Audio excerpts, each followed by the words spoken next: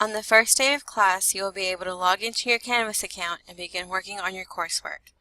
Canvas is a course management system used by NACC to provide online access to instructional materials. Go to www.nacc.edu and click on Canvas on the right-hand side of the website.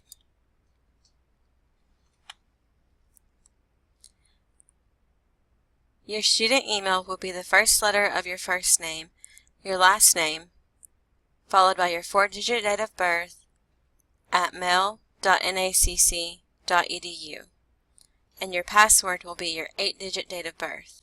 Once you have logged into your Canvas account, you will be able to see your dashboard, your courses, your calendar, your inbox to be able to communicate with your instructors, your history tab, and your studio tab.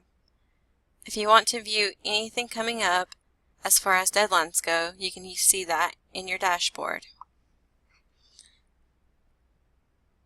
To view your courses, click on your Courses tab and click on whichever courses you want to go ahead and begin working on.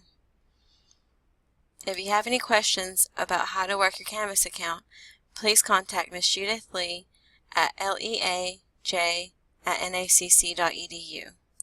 If you have any questions about your courses, please contact your instructor.